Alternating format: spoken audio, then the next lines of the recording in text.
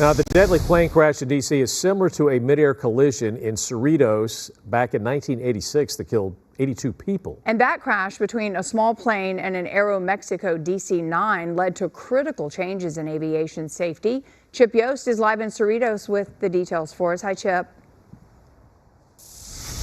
Hello there. There are similarities between what happened near Washington, D.C. yesterday and what happened here in this Cerritos neighborhood back in 1986. Both cases involved a smaller aircraft colliding with a larger commercial passenger aircraft, resulting in everyone on both aircrafts being killed. One big difference, though, is in the 1986 Cerritos case here in this neighborhood, 15 people on the ground were also killed.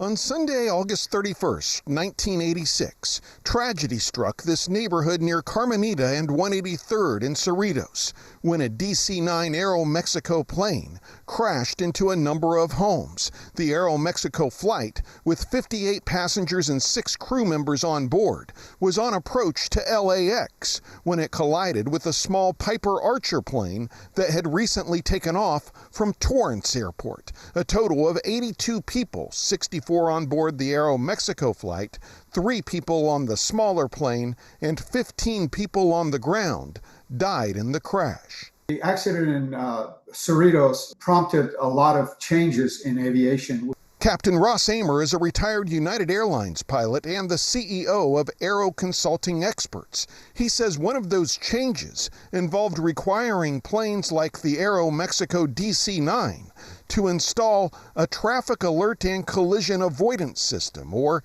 TCAS. This TCAS watches the traffic that is around you, and if it thinks that you're too close to that aircraft, it gives you first a TA, traffic advisory, and then gives you basically a warning, tells you to climb, or descend, to stay away from that aircraft. However, Amer says that system would probably not have been in play on that American Airlines jet during Wednesday's crash near Washington, D.C., because the system is largely disabled once the plane gets below a certain altitude. They don't want distraction to the pilot at very low altitude.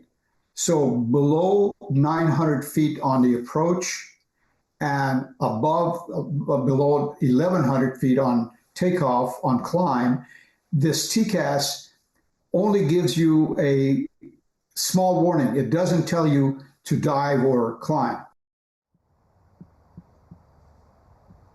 Now, that expert cautioned that some of his comments were based on preliminary information and that the investigation is obviously still going on. On that note, the NTSB said today that it's too early to confirm what the altitude was yesterday in that crash near Washington, D.C., when those 2 aircraft collided.